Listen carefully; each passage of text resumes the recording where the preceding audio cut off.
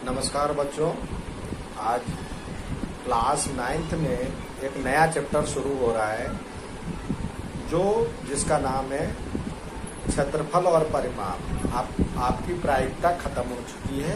अब नया चैप्टर जो 12वां है त्रिभुज का क्षेत्रफल, उसी पे आधारित वही सब चैप्टर है पर क्षेत्रफल और परिमाप।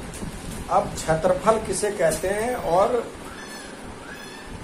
परिमाप किसे कहते हैं, इसमें जानकारी एक बार देख लेते हैं। देखो बच्चों, जब इससे हमने एक त्रिभुज बनाया, एक त्रिभुज है ये, तो एक त्रिभुज बन रहा है, इससे तीन भुजा है, इससे एक त्रिभुज बन रहा है। अब इसका परिमाप क्या कहते हैं? परिमाप कहता है बाहरी भुजाओं का जोड़। बाहर में क्या है? ये भुजा है, ये भुजा है, ये भुजा है। बाहर में जो है उसका जोड़, उसको पेरीमीटर कहते हैं।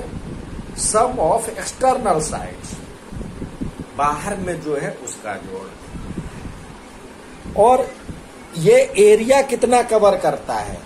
ये वाला जो एरिया, इसके बीच में घिरा हुआ जो क्षेत्र है, इसके बीच का जो कवर किया हुआ, इस बाउंड्री से घिरा हुआ जो क्षेत्र है, उसको एरिया कहते हैं। आप देखते होंगे या आपके पापा कहीं पे प्लॉट लिए होंगे, तो प्लॉट की बाउंड्री जो करते हैं, आप अपनी जमीन की जो बाउंड्री करते, चारों दीवारों को जो घेरते हैं, वो परिमाप कहलाता है, पेरीमीटर कहलाता है। लेकिन उसके अंदर, उस बाउंड्री के अंदर जितना भी घिरा हुआ क्षेत्र है, वो उसका क्षेत्रफल कहलाता है। तो अब आपको समझ में आ गया होगा जो कि त्रिभुज का क्षेत्रफल या क्षेत्रफल और परिमाप का अंतर क्या है। अब देखिए, अब जैसे ये हमने रेक्टेंगल, एक हमने चतुर्भुज बनाया। अब इसका परिमाप यदि निकालेंगे तो इस भुजा का जोड़, इस भुजा का जोड़, इस भुजा का जोड़, इस भुजा का जोड़, चारों भुजाओं का जोड़ मिलकर के परिमाप कहलाएगा।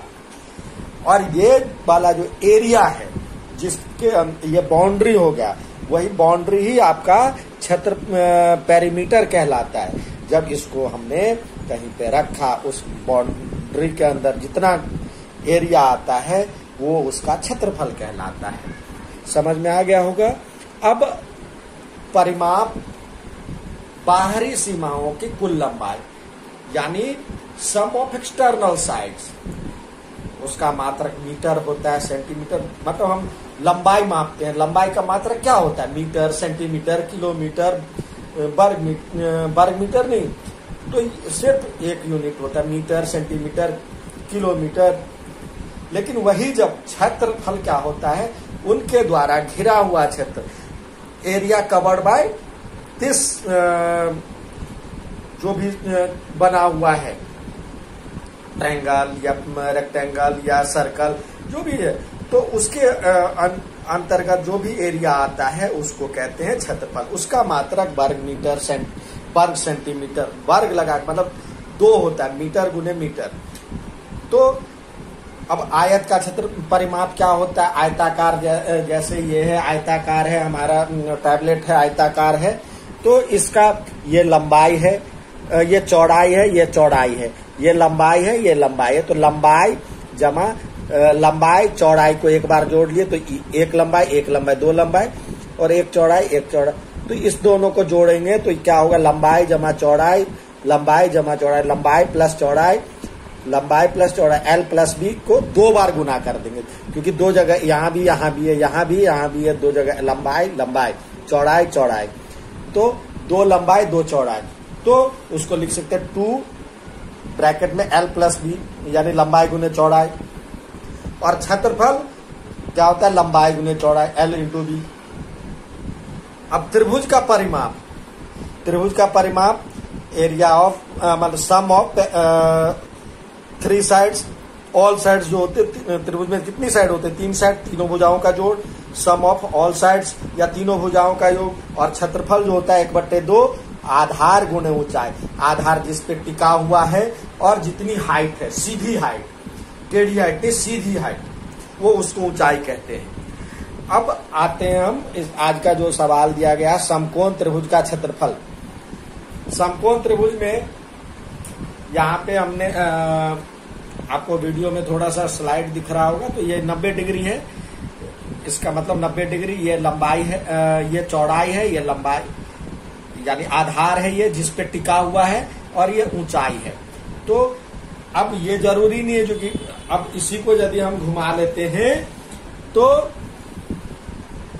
ये जो h है ये आधार हो जाता है, ये ऊंचाई हो जाता है, तो ये उल्टा हो सकता है ये आपस में, लेकिन ये जो सामने वाली तीसरी भुजा है वो कर्ण होगा। तीसरी भुजा सबसे लंबी भुजा जो होती है कर्ण होती है, और एक लंबाई एक चौड़ाई। तो इस आधार AB है, आधार यहाँ पे हमने BC ले लिया, BC है, और चौड़ाई ऊंचाई क्या है, ऊंचाई है, ऊंचाई AB है। तो फॉर्मूला क्या है, 1/2 क्षेत्रफल, त्रिभुज का क्षेत्रफल, चाहे कोई भी त्रिभुज हो, त्रिभुज का क्षेत्रफल 1/2 आधार गुने ऊंचाई, ये सब में लागू होता है। 1/2 आधार क्या है हमारे पास, AB, BC, और ऊंचाई है AB। ठीक है, ये ऊंचाई है, ये आधार है। तो 1/2 आधार गुने ऊंचाई समझ में आ गया। अब आपको समकोण त्रिभुज में तो आसानी से निकल जाता है। अब अगला त्रिभुज है समबाहु त्रिभुज और समद्विबाहु त्रिभुज। वहां पे आपको कठिनाई हो सकती, कई प्रकार के त्रिभुज होते हैं भुजा के आधार पर, समबाहु, समद्विबाहु और विषमबाहु। यहाँ पे समकोण है तो कई तरह से निकाल सकते हैं। अब आज हमारे पास समबाहु, समकोण और समद्विबाहु के बारे में बताया गया है। अब देखिए, अब समबाहु त्रिभुज का क्षेत्रफल, किसी समबाहु त्रिभुज में यदि भुजाओं की लंबाई ज्ञात हो तो त्रिभुज की ऊंचाई आसानी से ज्ञात किया जा सकता है। कैसे ज्ञात कर सकते हैं? समबाहु त्रिभुज जो होता है, अब देखिए तीनों भुजा समान है, ठीक है,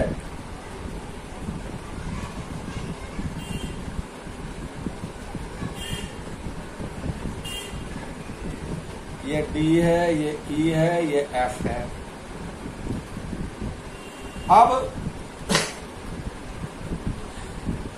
ये सब मान लो जो कि सबका X दिया हुआ है। अब हमें क्या करना है, इसकी ऊंचाई ज्ञात करनी है। तो ऊंचाई के लिए क्या होता है, अब ये जो होता है समद्विबाहु त्रिभुज, समबाहु त्रिभुज, इसके ठीक बीचों बीच इसको समद्विभाजित करता है। आपने कॉन्ग्रुएंसी में पढ़ा है, इसको कॉन्ग्रुएंट प्रूफ करने के लिए ये दिया हुआ है इसके बराबर, और ये बराबर है ही इसके, और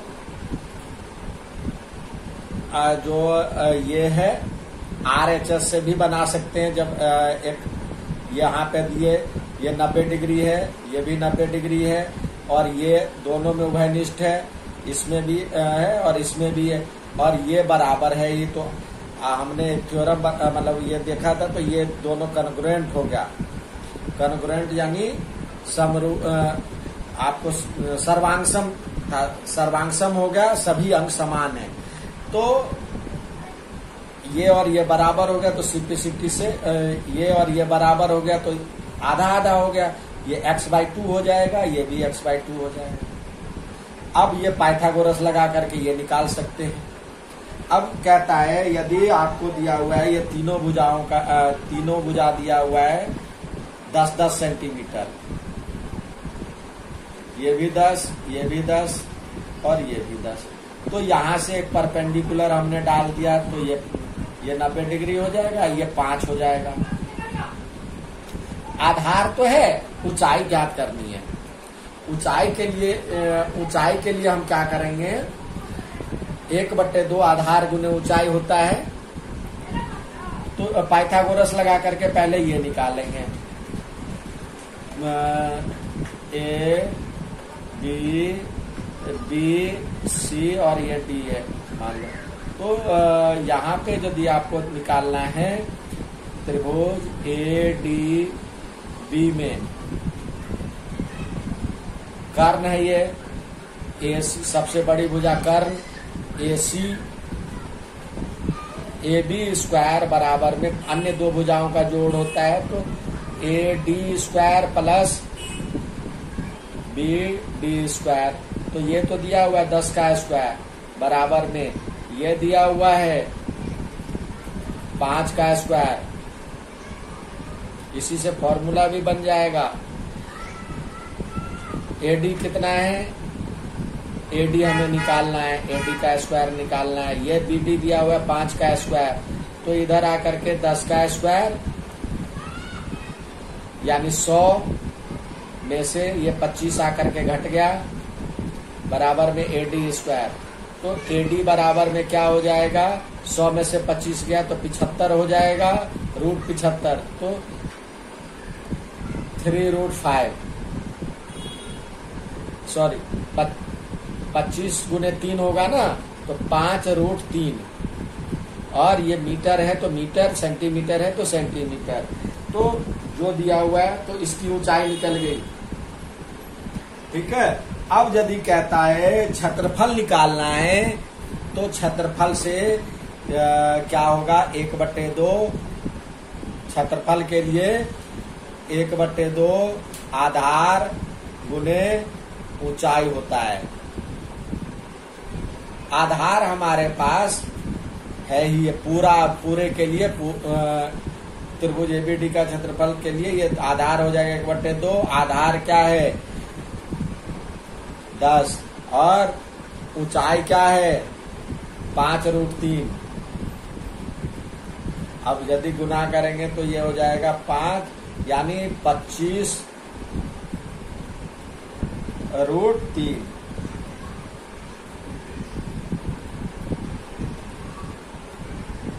अब सीधे आपको निकालना है समबाहु त्रिभुज का क्षेत्रफल क्या होता है। समबाहु त्रिभुज का क्षेत्रफल होता है, यदि x होता, ये x से होता तो क्या होता, ये हम निकालते तो उसी से निकालते तो ये होता है √3/4 गुने भुजा स्क्वायर, भुजा का वर्ग। तो अभी भी देखिए √3 और 4 और भुजा क्या था हमारा 10 का वर्ग, तो इससे करते तो ये हो जाएगा √3/4 गुने 100, ये कट जाता 25, तो 25√3 यहाँ भी आया और आपको यहाँ भी आया था 25√3। तो या तो इससे भी निकाल लिए, हमें इससे कह रहा है जो क्षेत्रफल का वो निकालने के लिए आपको भुजा निकालने के लिए। अब देखिए बच्चों, अब समद्विबाहु त्रिभुज दिया गया है। समबाहु में तो हमने सीख लिया, समद्विबाहु त्रिभुज है यानी आइसोसेलेस ट्रायंगल। आइसोसेलेस ट्रायंगल में कैसे निकालेंगे, आइसोसेलेस ट्रायंगल यानी दो भुजा बराबर है और उसका आधार एक तीसरी भुजा दिया गया है जिसके बारे में भी लिखा गया है। लेकिन अब इसका भी तो निकालने का तरीका हम उसका यूज करते हैं। अब जब यहाँ से हम परपेंडिकुलर डालेंगे तो इसको भी दो बराबर बराबर भागों में बांटता है, तो ये आधा हो जाएगा। ये परपेंडिकुलर बाइसेक्टर यानी इसका लंब समद्विभाजक होगा, ये 90 डिग्री का भी होगा। और तो फिर हीरोन फॉर्म मतलब आप यहाँ पे पाइथागोरस लगा करके ऊंचाई निकाल सकते हैं। तो पाइथागोरस निकालेंगे, मान लीजिए ए बी सी और डी, फिर वही फॉर्मूला लगाएंगे पाइथागोरस के लिए। तो ये कर्म हो जाएगा, तो 5 का स्क्वायर माइनस ये आधा हो जाएगा इसका, तो ये 4, ये भी 4 बराबर में 4 का स्क्वायर प्लस एडी स्क्वायर जिसका नहीं पता हमें। तो ये 5 का स्क्वायर 25 और में से 16 गया तो एडी स्क्वायर। तो एडी का वैल्यू क्या हो जाएगा, एडी का वैल्यू हो जाएगा √9 बराबर में 3। तो ये निकल गया ऊंचाई। अब इसका क्षेत्रफल हमें कह रहा है निकालने के लिए, तो क्षेत्रफल आसानी से निकाल सकते 1/2 आधार गुने ऊंचाई। तो आधार कैसा है 1/2 और आधार है हमारे पास 4 और 4 8 और ऊंचाई अब ये जो हमारे पास एडी निकला है 3, तो ये काट दिए तो 4 तो 12 अब सेंटीमीटर है, तो क्षेत्रफल वर्ग सेंटीमीटर है। देखिए हमने समकोण का निकाल लिया, समबाहु का निकाल लिया, समद्विबाहु का निकाल लिया, लेकिन जिसकी तीनों भुजा अलग अलग हो फिर यहाँ पे ये नियम हमें अप्लाई करना मुश्किल होगा। तो उसके लिए हम एक नए फॉर्मूले जो सदाबहार फॉर्मूला है वो किसी भी त्रिभुज में लागू हो सकता है, उसको भी आपको ये पर्टिकुलर स्पेशल केस है। समबाहु के लिए कुछ और है, समद्विबाहु के लिए कुछ और है, समकोण के लिए कुछ और है, लेकिन वो सदाबहार फॉर्मूला है, हर जगह अप्लाई हो सकता है। इसलिए इसका नाम हेरोन सूत्र, हीरो सूत्र दिया गया है, हेरोन सूत्र, जिसके बारे में हम अगली क्लास में पढ़ेंगे। आज के लिए हमारे पास 2 सवाल दिए गए हैं। आज हमारे पास 2 सवाल दिया गया है, जिसमें कहा गया है एक तो उस समबाहु त्रिभुज का क्षेत्रफल ज्ञात कीजिए,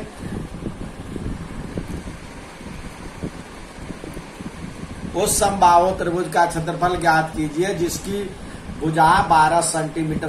समबाहु इक्विलेटरल ट्रायंगल का एरिया निकालिए जिसकी भुजा दिया गया 12 सेंटीमीटर। तो समबाहु यानी ये भी 12, ये भी 12 और ये भी 12।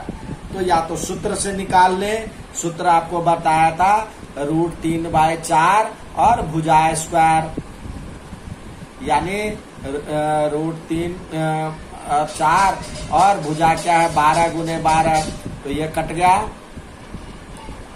3, तो 36 √3 या इसका परपेंडिकुलर पाइथागोरस लगा करके इसका परपेंडिकुलर ये 6 हो जाएगा और ये भी 6 हो जाएगा, उससे भी ये तो 12 का स्क्वायर बराबर में 6 का स्क्वायर, यहाँ x मान लीजिए 6 का स्क्वायर माइनस x का प्लस x का स्क्वायर, तो 12 का स्क्वायर 144 और 36 घटा देंगे तो x स्क्वायर हो जाएगा। फिर इसको घटाएंगे तो जो आएगा फिर उससे 1/2 आधार गुना ऊंचाई निकालिए, कुछ आप भी करें। अब दूसरी भुजा दिया हुआ समद्विबाहु त्रिभुज का क्षेत्रफल ज्ञात कीजिए। समद्विबाहु जिसकी 2 भुजाएं बराबर है, अभी जो बनाया था इससे पहले समद्विबाहु, तो इसमें कह रहा है जिसकी समान भुजाएं, ये भी 10 ये भी 10 और ये 16 सेंटीमीटर है दिया हुआ। तो फिर वहां पे भी हम इसके ठीक बीचों बीच परपेंडिकुलर बाइसेक्टर निकालेंगे, तो यहाँ पे लंब समद्विभाजक देंगे तो ये 8 हो जाएगा। पाइथागोरस से इसको निकालिए, ये x मान लीजिए, तो 10 का स्क्वायर बराबर में 8 का स्क्वायर प्लस x का स्क्वायर, तो अब उससे निकालिए जितना आएगा, फिर ये आधार हो जाएगा 16 और ऊंचाई हो जाएगा, अब निकालेंगे तो इससे निकालेंगे तो ये 6 होता है और 1/2 आधार गुने ऊंचाई, तो 3 से कट गया तो 16 या 48 सेंटीमीटर स्क्वायर। ठीक है, तो आप करके जल्दी से भेजें। धन्यवाद।